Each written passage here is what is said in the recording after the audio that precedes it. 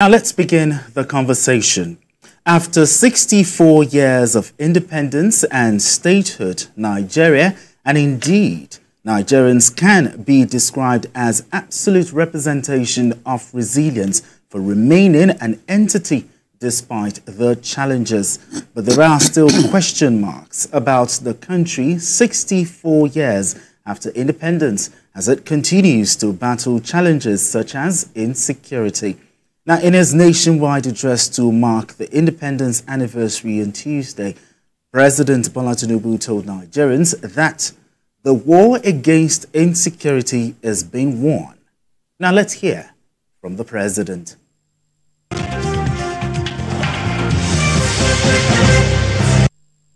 We must choose between two paths: reform for progress and prosperity, or carry on the business as usual and collapse. We decided to reform our political economy and defense architecture. On the security front, I am happy to announce to you, my compatriots, that our administration is winning the war on terror and banditry. Our target is to eliminate all threats of Boko Haram, banditry, kidnapping for ransom, and the scourge of all forms of violent extremism. Within 1 year, our government has eliminated many Boko Haram and bandit commanders faster than ever. As of the last count, over 300 Boko Haram and bandit commanders have been eliminated by our gallant troops in the northeast, northwest, and some other part of the country. We have restored peace to hundreds of communities in the north, and thousands of our people have been able to return home. It is an unfinished business, I agree, which our security agencies are committed to ending as quickly as possible. As soon as we can restore peace to many communities in the troubled part of the north, our farmers can return to their farms. We expect to see a leap in food production and a downward spiral in food costs. I promise you, we shall not falter on this.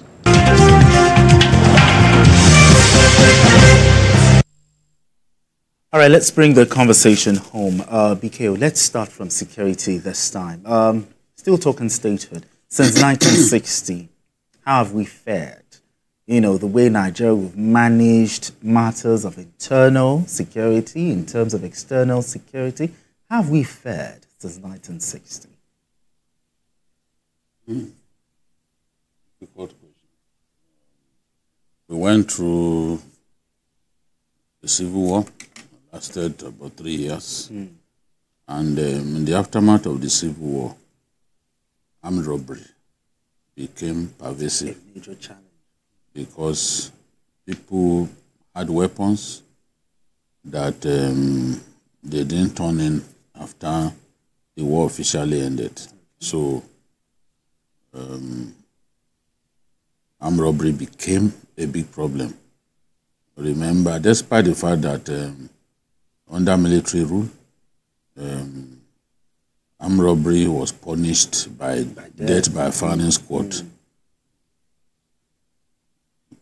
It couldn't stop many of the armed robbers of that time. We had some celebrated armed robbers, so Yenosi, Yopele Dakuro, and the rest of them. Yopele Dakuro and his gang were actually killing people with their fists.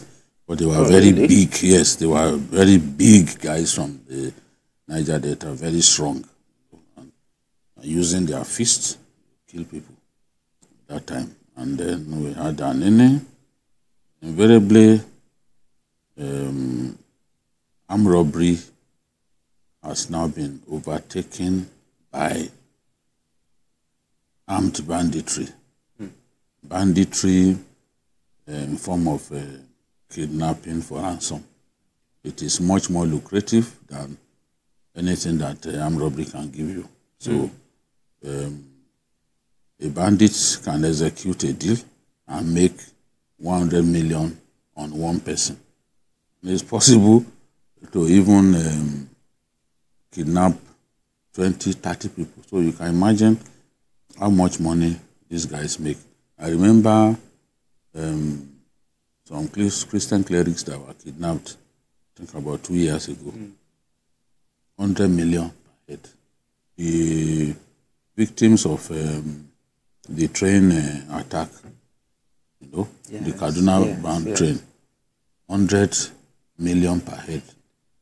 The one who is a Pakistani, the foreigner in their midst, paid 200 million. And they will tell you, you must bring foreign exchange. They are not interested in Naira. Bring tons of dollars. And you must not take all the money from one bureau de change operator. They even gave those kind of... Those are the conditions that they will give.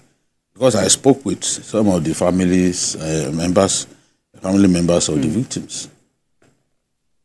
Dogo Gide to request for 100 million on one person. So armed robbery has been overtaken in terms of the evolution of insecurity. Overtaken effectively by kidnapping for ransom, which we call call it armed banditry. Some call it terrorism. I choose not to call it terrorism because that's not what that's not how my dictionary defines terrorism. Okay. So it's a matter of choice. But what those boys are doing, in the strict sense of the word, is banditry. So then we've had Boko Haram insurgency, which has been our biggest security problem of the last 10, 12 years. The biggest. They were also into kidnapping, because you recall the Chibok girls, and they also got ransom, hefty ransom, for the kidnap of Chibok girls, for the kidnap of Dapchi girls. Now, how have you fared? And they've targeted students, because they know that every time they pick students, our blood will boil. It will become front page news. Government will get involved. They kidnap a lot of commuters, people traveling interstate. They kidnap a lot of them that we don't read about. But once they kidnap students, it becomes a national issue. And everyone would then say, okay, let's do something, let's do something. So they have held us by the jugular. And government will not be seen to be working hard to exterminate armed bandits if we do not reduce the frequency with which they take over our highways and kidnap innocent people. We won't call members. So in terms of security, there's a lot that we need to do. The police was well equipped in the 80s. Oh, really? And the military came and decidedly whittled down the strength of the police. We had the kill and go of those days, headed by Adewusi. They had armored tanks, they had everything. The late governor of Oyo State, Alao Akala, was one of the henchmen. Yeah, he was a police officer. Of the then kill and go, was one of the commanders. Today, immediately the military took over, seeing them as a threat, seeing the police as capable of maybe stopping a military coup or something, because of the arsenal that they had. They attacked the police, took away their weapons, cannibalized the armored tanks. They just generally weakened the police. So today, the army is compelled to do internal security, which is not supposed to be. The police should be in charge of that. The police should be in charge of that, but you see that our army is engaged in internal security work in not less than 32 states out of 36. So it makes them overstretched. Yes, that's why the real work that we've given them It's difficult. If we had equipped our police sufficiently, issues of banditry, they will be able to handle. I remember the OCSAS in Borno State overrunning a Boko Haram camp and releasing captives, including a soldier that was in their hands. So if we will equip the police sufficiently, fund it sufficiently, some of the work that the army are doing, it is not their work. The army has no business being unleashed on our streets to be doing internal security. It is because we do not have confidence in the police anymore. And how did we get here? We refused to fund them sufficiently. We took away their weapons. We weakened them. Okay. BK, you heard what BK just said, that how have we fared since 1960? He has actually outlined some of the problems, how it all started, from armed robbery to banditry to terrorism. Now he's talked about the military, also weakening the... But so how have we fared? And also the way out. He has practically touched on most of the issues. But there are one or two that I want to also talk about. During the course of this, especially from the year 2000 or 1999-2000, when the civilian regime came back, we started having the militancy. Okay, militancy, Yes, we have militancy. Starting from the Niger Delta. Agitations by the Niger Delta militants who felt that their resources, and they are not having a feel of it, they are not getting part of it, and rightfully too, that their areas were not developed enough, because the hand that lays the goodie is supposed to also share after that. And also the devastation of the degradation and the rest of Ogoni, them, Ogonis. Even if you before that, even before 1999, we are talking of what happened within the Ogonis, where environmentalists like Ensarawiwa was killed. Yes. Remember, that is also part of the problem. So now they felt that, well, if that is the situation, then we have to go. And because whenever, according to them, well, the story we used to hear there, when they ask for any kind of development, they say it's on the pipeline.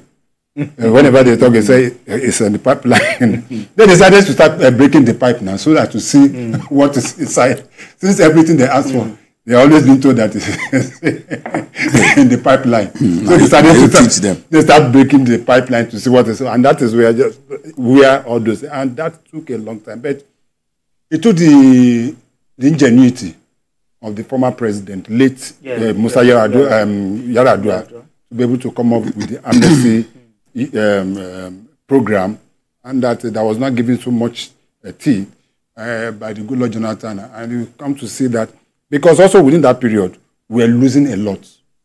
We were losing a lot because most of the oil companies, most of the oil companies had to leave. Kidnapping was so much kidnapping in the Niger Delta area and the rest of them. But the amnesty program came and be able to handle that. Then we had some level of stability. But that also brought some other issues in some other parts, especially in the Southeast. We talk about Boko Haram, we talk about banditry. But also in the Southeast, it's also agitation. Because that also brought a high level of insecurity within the land that till now, although it has abated to a large extent, but there was a lot of agitation in the Southeast. That is how IPOP came up and the rest of them. And there was a lot of insecurity within the land, within those periods. But in all, what I have to say that Nigerians should count themselves lucky. We should count ourselves lucky because some of the things we've gone through, some other countries have gone through same and never survived. They never remained one. I remember that after the war, there was the triple R. Yeah, triple R. Remember the triple R? That was the triple R. But the question we need to ask ourselves, as of today, are we fully implementing that triple R? That is a fundamental question. Because if we had, we won't be seeing the level of agitation where some people still feel that, oh, we are marginalized. We are not part of the system. You understand what I mean? So all these things are, but as I said, it has not been, there's no country in the world that doesn't have that is visual challenges when it comes to security. Even the United States of America. True, they do. Remember what happened? School shooting. Today they are still shooting. They are still killing. Remember what happened 9/11. Now you also remember what is happening now, even in the Arabian world between Israel and Iran. So there is always what we have been able to do. What we have been able to do, and what I think we've done effectively is that we've not have any external war with anybody, apart from the Bakassi issue that we had with Cameroon. Nigeria has been so lucky that we have never had any external aggression and law. Nigerian military. Yes. So the Nigerian military, only what they have been doing, going on peace mission abroad, going to ECOMOG, going to Sierra Leone, and now started with the responsibility of keeping peace and order in the job. But just as Biko said, what we need is the police need to be fully threatened to do their job. Okay. Right about now, we have a caller, Olawale, calling from Ikorodu. Olawale, good evening. Let's talk. Hello? Hello, we can hear you. Let's talk. Yeah, good evening, good evening. By encyclopedia, good evening. Good evening, sir. Yeah. Hi. I'm very happy because this afternoon, some point that I said this, we know that it was during the period of the law of police, Adewusi, that the military became so jealous of police station. I'm very happy to that they are everything that we don't even have a lion police against or killer proof at the world or military. All this work that the Army is doing, they are not supposed to be doing it. They are always stressing them. They are not supposed to be involved in the matters.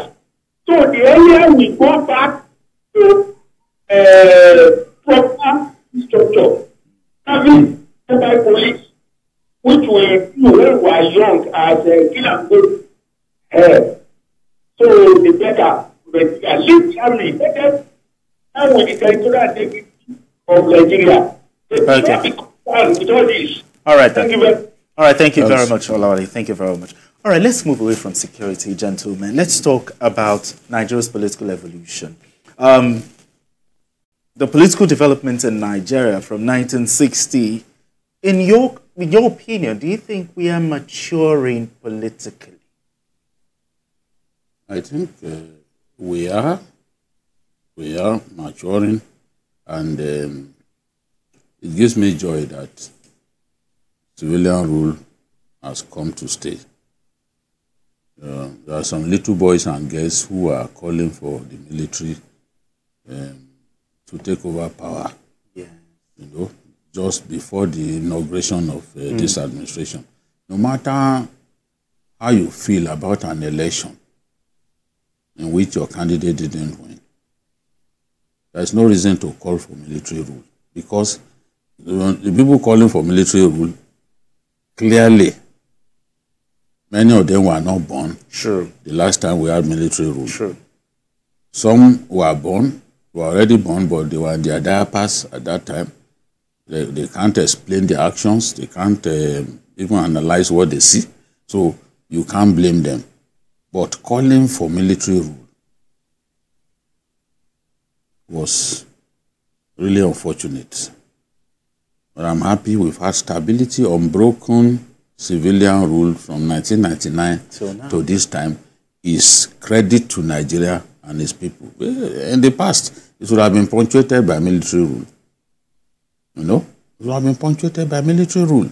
I remember Shonekon, the late Shonekon, going to the UN to say, look, democracy has come to stay in our country, this and that, and he got back to Nigeria. Abacha got him to resign at gunpoint. At gunpoint, they made sure that he resigned. And you know, the man was like, I just came back where I expressed talking about democracy in glowing language. How can you tell me to resign? I said, okay, you don't want to resign? Okay. That was why it is today. That speech that Shonekon read They didn't show us anything. It was just blank screen. But we heard him talking. Oh dear. Nigerians have not asked why. We heard him talking, but they didn't show his face because he had to resign under duress. That's a matter for another day. Okay, now, Vike, you talked about that we are maturing politically, but even during election, we still experience voter apathy. People don't come out to vote. People don't like to join politics. A lot of that is linked to people's general anger with the government. If people are happy with the way they are being ruled, honestly, they will be excited to do so many things. They will be excited to exercise their franchise and play their roles as worthy citizens. But when people are not happy, honestly, you do not expect them to excitedly go and vote. And some people have come to the conclusion that whatever they do, the results will be written. Elections will be rigged. So that is one reason many people don't want to even talk about election, because they believe that, look, they don't have a voice, that the politician will still rig the election. So there are different reasons. And voter education in our country is not sufficient. Very low. I talk about America, the get out the vote structures that political parties are built in America. On election day, they will come and knock on your door. True. It's election day, you're still sleeping, let's go and vote. Parties pay volunteers to go and do such a thing. But why are our political parties not doing this? It's not as if they don't do it enough. They don't take it seriously the way, because over there in America, they know that the difference between victory and defeat can be determined by how much you are able to get your people, your party supporters, to come out and vote. So they all take it seriously. They spend a lot of money on it. So we too must develop that attitude. And I think that also that by the time governments continue to behave like they are responsible to the people and they work hard for the people, the people will be happy with democracy to the point that they would see elections as carnivals, as days of joy. That's the way it is all over the world, because that's the day that the voter is able to exercise his power over the elected people. That's the day. He may get there the next day, you cannot reach him. But on that day, you have the power. The power is in your vote. So there's a lot that we need to do as we grow older. Don't forget, America is hundreds of years a democracy. In our own case, we've had democracy punctuated again and again by military rule, but now we're having consistent run, and hopefully things will get better. One thing I wanted to say was that, okay, in the beginning, we had the parliamentary system. For me, if we are to look at the resources at our disposal, it could be something that we can consider. But okay, talk about 1963. Parliamentary. India is doing parliamentary rule, for example, as big as it is. We can't compare to India in terms of its size, in terms of everything, the size of its economy, its population, even everything. Even the United Kingdom, yes. Parliamentary system. So India is big as that, because some people will argue that it's not representative enough. If India as big as it is, runs a parliamentary system, as big as it is, the most populated country in the world currently, who says that we cannot do it? So copying the presidential system of government of from America is extremely expensive. It's extremely expensive.